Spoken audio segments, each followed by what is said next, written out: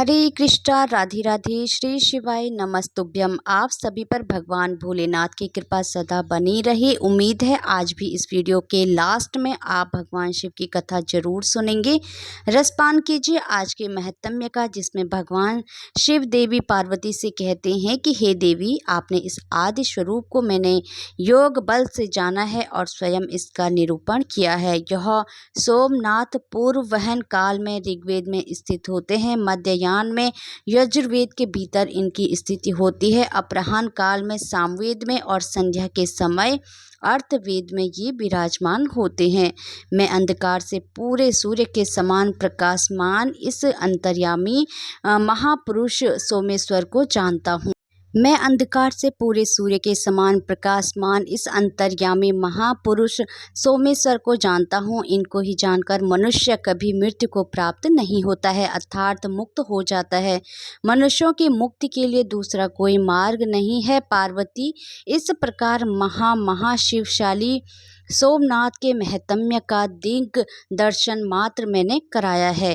श्री सूत जी कहते हैं, महर्षियों महादेवी पार्वती ने इस प्रकार प्रभास क्षेत्र की महिमा सुनकर फिर से भगवान शंकर से पूछा, हे प्रभु, हे महादेव, हे सुरेश्वर, संपूर्ण ज्ञान से संपन्न आपको नमस्कार है। प्रभु, इस दिव्य लिंग का सोमेश्वर नाम किस समय हुआ, कृपया पूर्वक यह भी बताइए। तब भगवान शंकर कहने लगे, देवी, पूर्व काल में मैं ही सर्प लिंग स्वरूप से विद्यमान था। उस समय कोई भी मनुष्य यहाँ मुझे नहीं जानता था। जब प्रलय के बाद महाकल्प का आरंभ होता है तो ब्रह्मा जी का भी लय होकर नूतन ब्रह्मा जी की सृष्टि होती है। उस समय मेरे इस दिव्य लिंग का नाम भी बदलकर दूसरा हो जाता है। अब तक 6 ब्रह्मा बदल गए हैं और अब ये 7वें ब्रह्मा चल रहे हैं। जिस समय जो प्रजापति ब्रह्मा जी हैं उनका नाम सतानंद है। देवेश्वरी, यह ब्रह्मा जब 8 वर्ष के हुए तब से लेकर मेरे इस लिंग का नाम सोमनाथ प्रसिद्ध हुआ है। बीते हुए कल्पों में जो ब्रह्मा थे उनका नाम विरंची था। उनके समय में इन सोमनाथों का नाम मृत्युंजय था। इसके बाद दूसरे कल्प में जो दूसरे ब्रह्मा हुए हैं पद्भानु नाम से विख्यात हुए। देवी, उनके समय में मेरे इस लिंग का नाम कालाग्नि रुद्र हुआ। तीसरे ब्रह्मा की प्रसिद्धि स्वयंभू नाम से हुई है। उस समय सोमनाथ का नाम अमृतेश था। चौथे ब्रह्मा परमेष्ठी नाम से विख्यात हुए। उस समय उनका नाम अनामय था। 5वें ब्रह्मा सूरत ज्येष्ठ नाम से विख्यात हुए। उस समय सोमेश्वर देव का नाम कृतिवास था। 6ठे ब्रह्मा का नाम हेमगर्भ था। उनके समय में सोमनाथ का नाम भैरवनाथ रखा गया था। यह जो 7वें ब्रह्मा है संतानंद कहलाते हैं। इस समय मेरे इस लिंग का नाम सोमनाथ प्रसिद्ध हुआ है। इसके बाद आने वाले कल्प में 8वें ब्रह्मा चतुर्मुख नाम से विख्यात होंगे। उस समय सोमेश्वर देव का नाम प्राणनाथ होगा।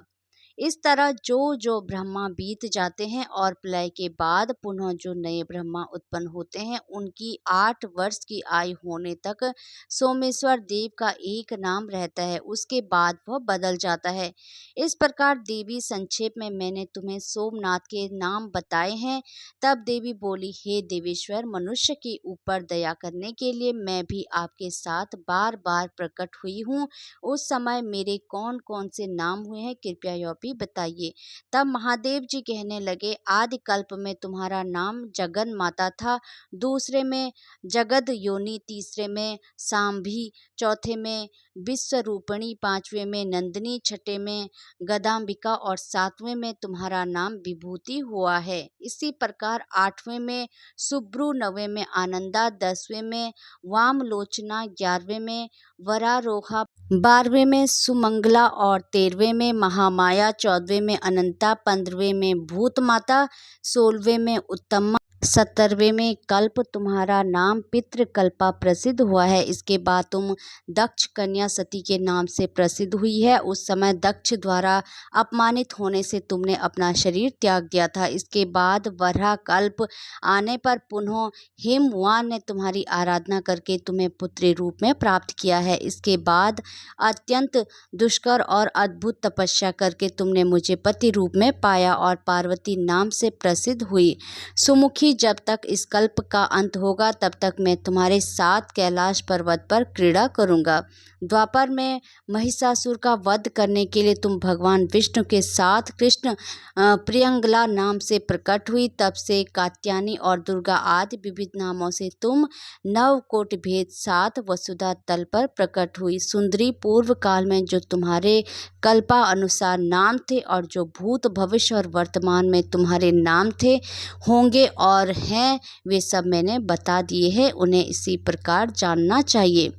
सतानंद नाम से विख्यात जो यह ब्रह्मा जी हैं, उनके 8वें वर्ष में जो पहले मनु हुए थे और उस मनवंतर में जो प्रथम चंद्रमा थे, वे लक्ष्मी और कौस्तुभु मणि आदि के साथ समुद्र में प्रकट हुए। उन्होंने काल भैरव नाम से इस सोमेश्वर लिंग की आराधना की और बड़ी भारी तपस्या में संलग्न होकर 14 युग बिता दिए। सुंदरी, उनकी वह अद्भुत तपस्या देखकर मैं बहुत प्रसन्न हुआ और बोला कि चंद्रदेव वर मांगो। सुबह तक उन्होंने अपने भक्ति भाव से मुझे संतुष्ट करके कहा कि प्रभु, ये ब्रह्मा जी जब तक रहें तब तक आपका नाम सोमनाथ के रूप में प्रसिद्ध रहे।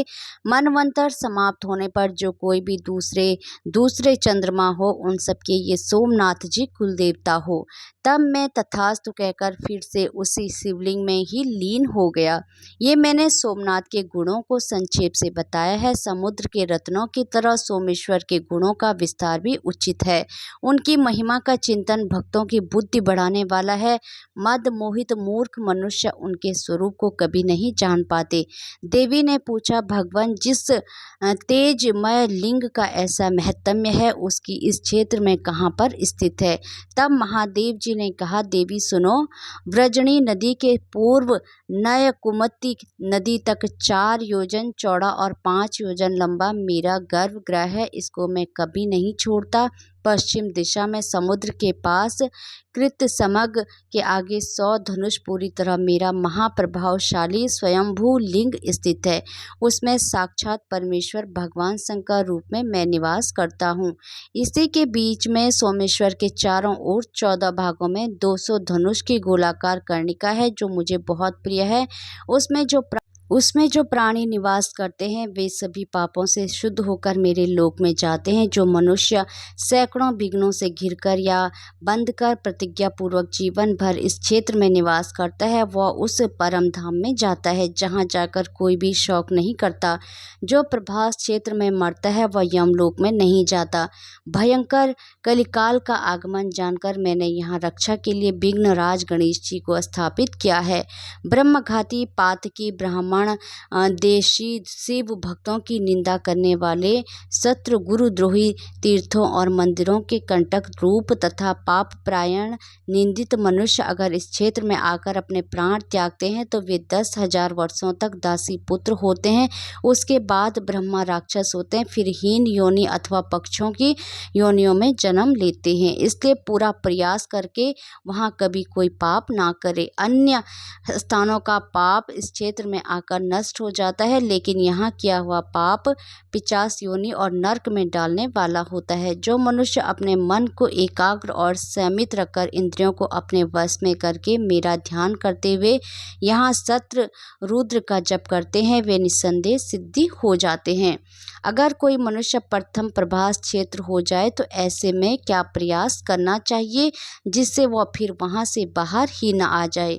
भूलोक में जो लिंग है, उन सब में सोमनाथ मुझे विशेष प्रिय है। देवी, इस दिव्य लिंग में जो गुण है वह मुझे ही ज्ञात है, उन्हें मैं ही जानता हूँ। दूसरा कोई भी किसी भी प्रकार उन्हें जान नहीं सकता। जिस समय ना ब्रह्मा थे, न भूमि थी, न सूर्य थे और न ही संपूर्ण जगत था, उस समय ब्रह्मा जी के प्रलय काल में यह दिव्य लिंग भावनी वृद्धि का आश्रय लेकर अर्थात भविष्य में मुझे यहीं पर प्रकट होना है, ऐसी भावना रखकर इस स्थान की रक्षा करता रहा। देवी देव मनुष्य आदि सब लोग तभी तक संसार में भ्रमण करते हैं जब तक कि मेरे स्वरूप भूत सोमनाथ को प्राप्त नहीं होते हैं। यह प्रवास क्षेत्र मोक्ष धाम कहा गया है। इस प्रकार मैंने तुम्हारी जानकारी के लिए सोमनाथ के महान भाव का वर्णन किया है। जो मनुष्य सदा इसका पाठ करेंगे, वे मुझ चंद्रमौली शिव के धाम में जाएंगे। देवी जो भक्त सोमेश्वर देव के शरण में जाते हैं वे इस भयंकर संसार चक्र में फिर कभी नहीं भटकते हैं। जय भोलेनाथ। आज का महत्म्य में समाप्त हुआ। हरे कृष्णा। राधे राधे।